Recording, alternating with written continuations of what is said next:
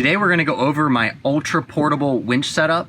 I made a previous video discussing this setup and kind of mounting it to the hitch mount.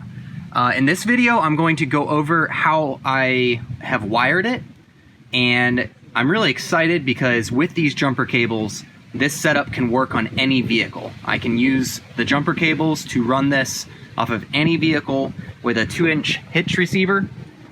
One of the things that's really sweet about this setup is that the winch itself, including the mount, only weighs 30 pounds. It can pull 5,500 pounds, and with the snatch rings that we have, we can actually double or triple that pull power. So I'm really excited to show you this setup. I really think that this setup would be great for any vehicle on the market that doesn't want 80 pounds of weight hanging off the front. This 30-pound winch hangs off the front of my Pilot with pretty minimal effect. I can't hardly tell it's up there. And so far, I've been really pleased with it. Despite how it looks, we haven't gotten stuck yet, but we're gonna make a video for that soon. We just need some good rain. And yeah, so stay tuned for the rest of this video, and I go over in detail the supplies that I purchased and the setup that I decided on to run this winch and remote. So these jumper cables are already starting to kind of split the wire right here. I'm gonna probably just snip where it's free right here, and then I'm gonna need to strip a portion of the 2-gauge wire. Just make sure.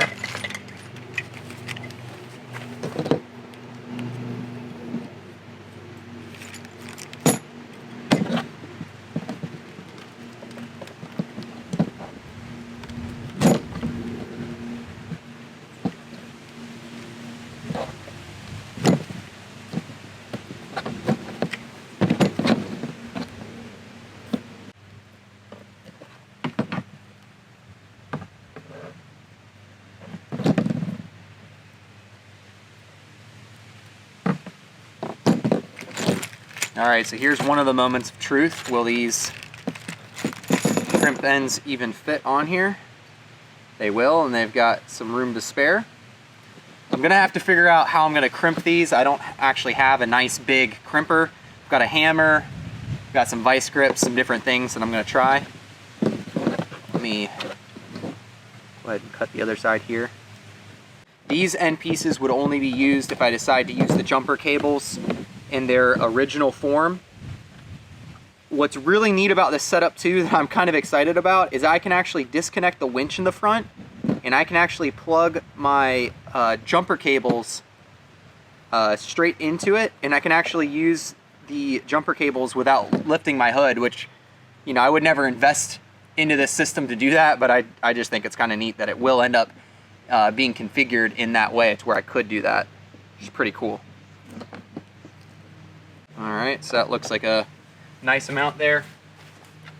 A while ago I did purchase these shrink wrap fittings. If I have one big enough, which I think I do, I'm going to go ahead and slip it over, and we'll make this thing look super nice. It barely fits, but that means it fits pretty much perfect. Now let's see what it's going to take to crimp this end piece onto here.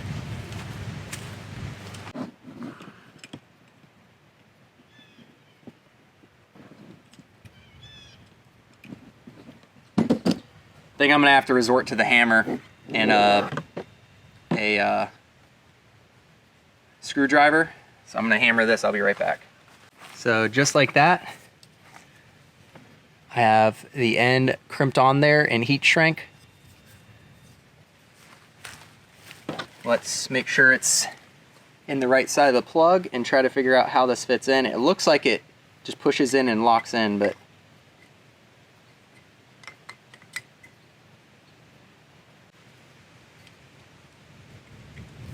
it's not coming out. Still not 100% confident that's how it's supposed to fit in. But there's one end of our plug there. Let's make the other now.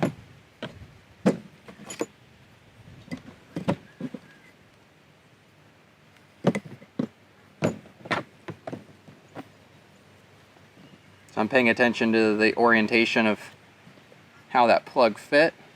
I also learned that I should put on the shrink wrap afterwards because it will slide over this and over that gap a little easier than going backwards over the crimped part.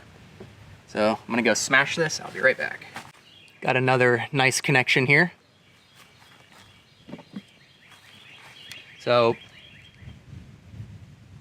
the way it seems to fit in best, from what I can tell, is this rounder part faces up as it pushes in. Of course, you know, black on the negative, red on the positive. All right, it seemed like it locked in that time. Feels good. Looks really cool. Digging it so far. So let's do the same thing on this end.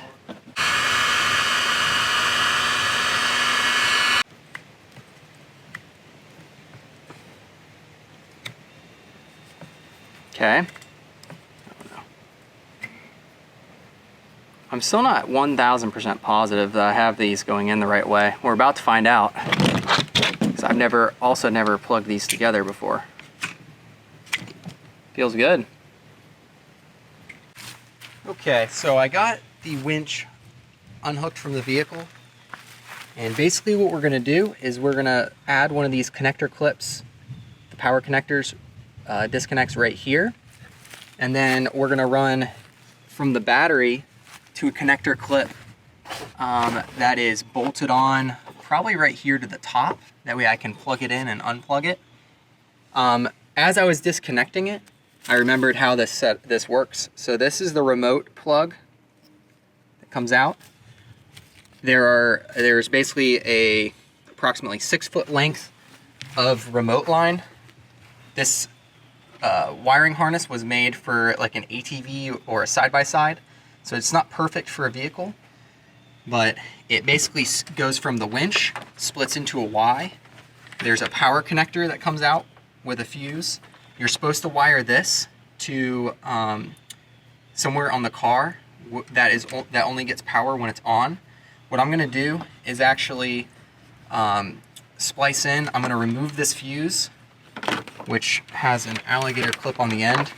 I'm gonna use the fuse, inline fuse, and this alligator clip on the back setup, which I'll show you in a moment. But I'm gonna run a wire in through the firewall, and I'm gonna use what's called, I think it's called add a circuit, but it's basically something that makes it to where you can have an existing fuse and then an additional fuse. So I'll tap in right here. So when I plug in to the front of the vehicle, and I plug the end of this cable, which fell down here. Let's see, where is it? Well, it's right there. When I plug this, I'm gonna have to, of course, zip line this, but when I plug this cable into here, I'll plug the Bluetooth adapter into the very end, which kind of piggybacks on, and then I'll have Bluetooth or manual control in the front. In the back, I will plug the Bluetooth adapter into the winch.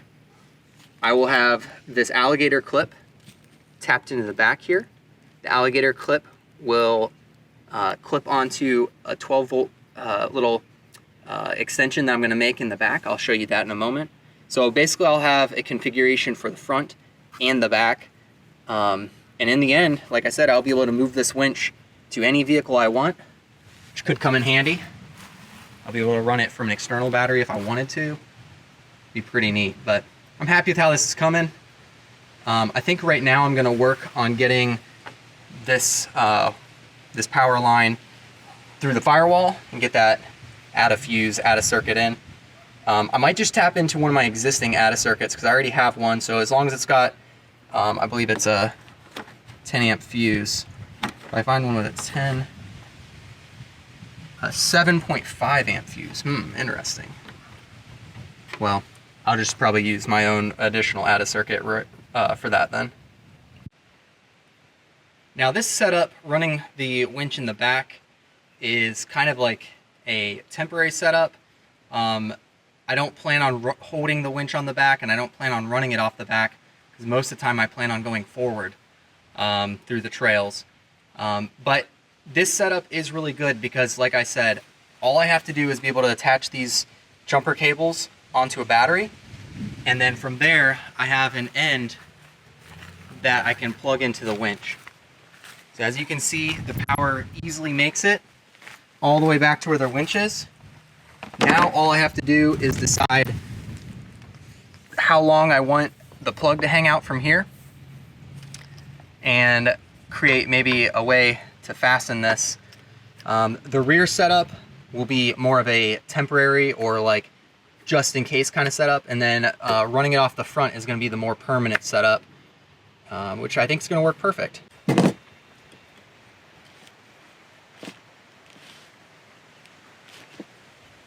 Alright, I think right about here is going to be a good amount of length.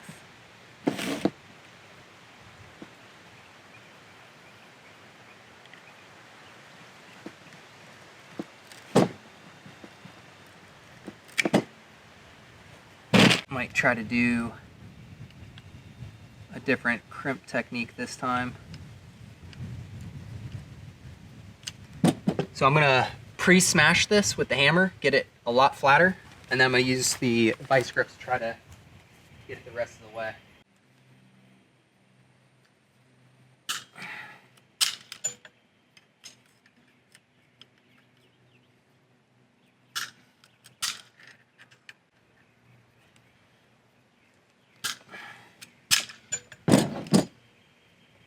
Turned into a pretty good crimp there. It's a little ugly with that tag end sticking off, but put a little shrink wrap on it, should make it look a hair better. This is the one where I'm going to try to crimp on this external fuse and the alligator clip.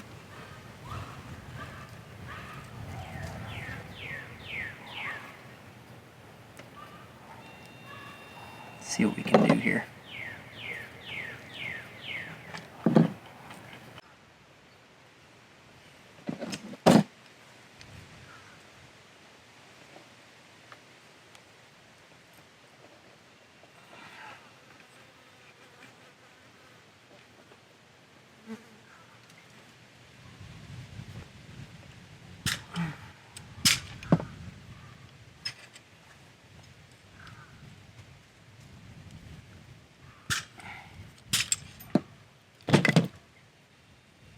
Alright.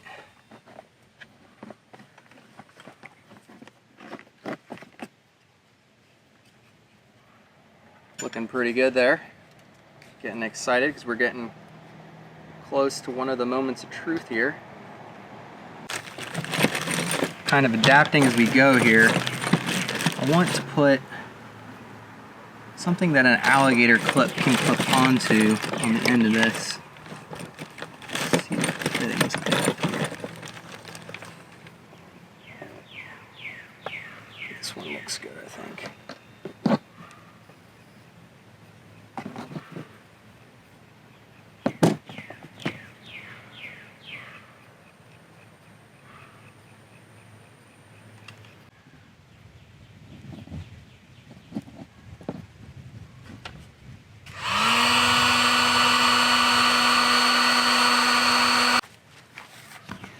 As you can see, I've got my fused 12-volt power source. So once I get power running to this, I'll be able to use my alligator clip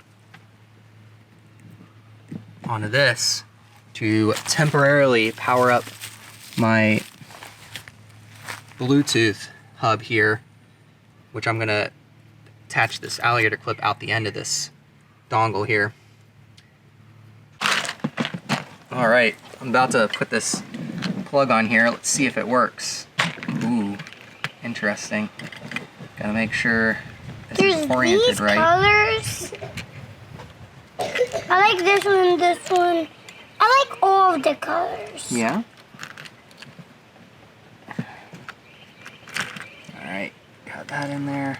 I wasn't anticipating the power side being on this side. It's a little bit less than ideal, but should still work. Yeah, it still works. Alright, so I've done surgery on my $100 dongle. This is the side that I want to modify because even if I mess up this side, I believe this side will work fine in the front. But I think I'm going to be fine. I was able to strip this rubber protector sleeve away pretty easily and carefully. Now I just need to splice in connection here. So the battery connection right here was a little bit more finicky than I'd like. I plugged it together. It wasn't getting a good connection. And I pushed these two wires back in farther and it seemed to work. So I gotta maybe figure that out, but let's see what happens here if we try to connect to the winch.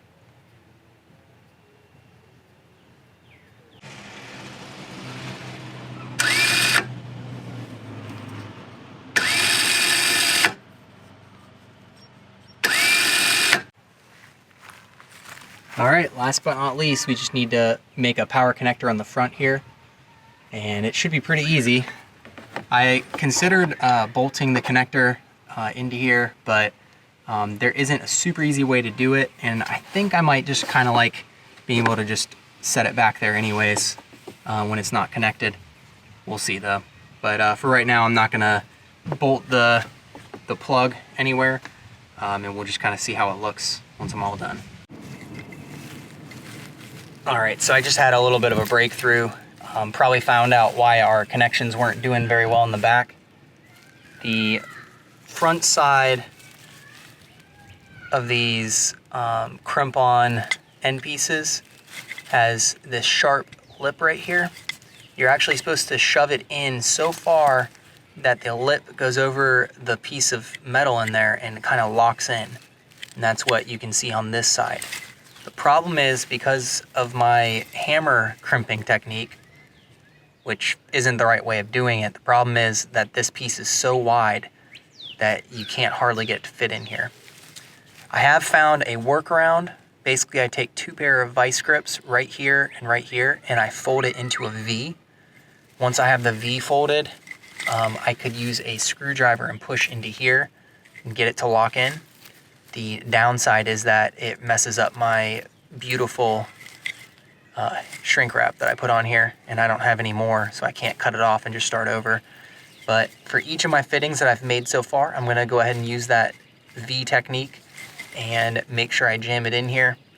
At the very least, I'm definitely going to make sure I get the one on the winch and this one, which is the main one on the front for right now. But eventually, well, I'm going to get it all done, but I'll keep you posted. I'm going to show you my technique on the next plug that I finish, but you can see that that inside looks completely different, and I have no doubt that that's going to be a lot better connection than it was before.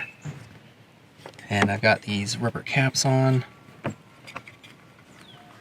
help protect it, and then for right now when it's not in use, I'll just tuck it back there.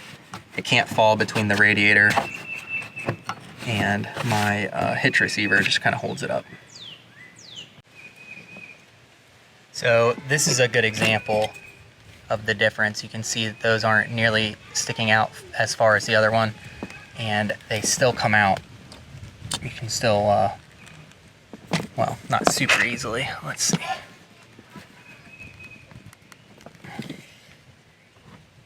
Might have to push them out with a screwdriver. So again, this is less than ideal, but I'll show you my technique to get these to fit. It's worked a couple times, 2 times now. So you pinch the vice grip on the edge. I think for your first fold, actually start with it pretty close to the center. This is kind of a multi-step process here, but if you start close to the center, it'll put the fold in the center, which I think helps. So now you start the fold. We got it just a little bit here.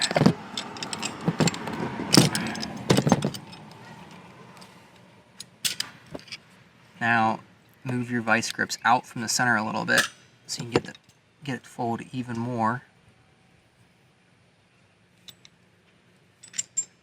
Like this. Now from here, I just switch to one vice grip, and I open the jaws up pretty significantly. The closer you are to the width that you're folding, the more leverage you have with your hand. So just kind of put it on there, get it to where it's close to being tight, turn it like 1.5 turns, and then give it a squeeze. Loosen it, turn it 1.5 turns, squeeze. Loosen it, 1.5 turns, squeeze. Loosen it, 1.5 turns, squeeze. Now, I think you can see we basically just scrunched in the sides here. Make sure your fitting is still tight. Make sure you're putting it into the correct side, because once we get this pushed in, it actually locks it in to where it would be much more difficult to get it out. But you push it until you hear it click, like that. I'm glad I figured this out though, because if I was out on the trail, it would have been trouble. All right, so that final modification, crimping the edges and getting them pushed in all the way, that made a huge difference. So you can kind of hear it when it connects. Has a nice satisfying click. And it's not too hard to undo them. Right now I'm plugging in my jumper cable extension to make my jumper cables just a normal set of jumper cables. It's pretty neat because I can plug this longer portion of jumper cables just into the front of the vehicle. It'll be a little harder if the winch is plugged in. I might just use the regular ends, but it would be pretty impressive to show someone, like if I had to jump someone, just plug it into the front, they'd be like, what in the world? That's a crazy setup. But so yeah, I'm really excited that I've gotten this figured out to where I can run the winch off the back and the front of the vehicle. This winch setup is practically universal. It's on the light side as far as pull strength at 5,500 pounds.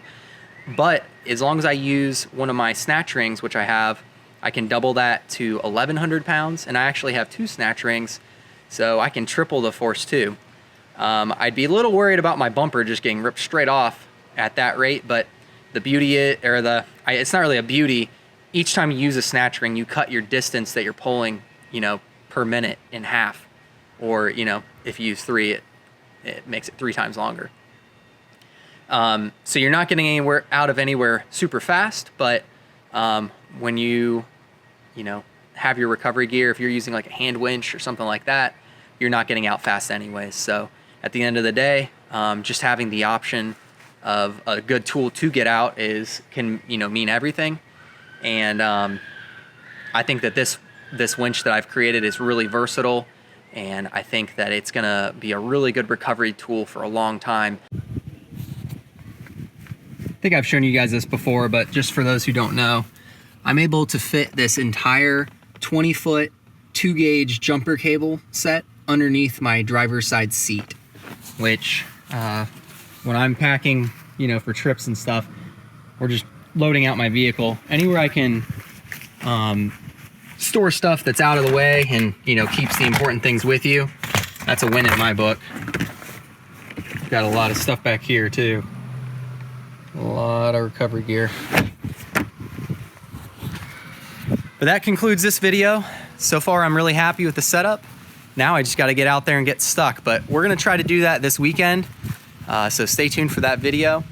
It's a little sunny right now. We are hoping for a little bit more rain, but we'll try to find some mud and see what we can do with the winch.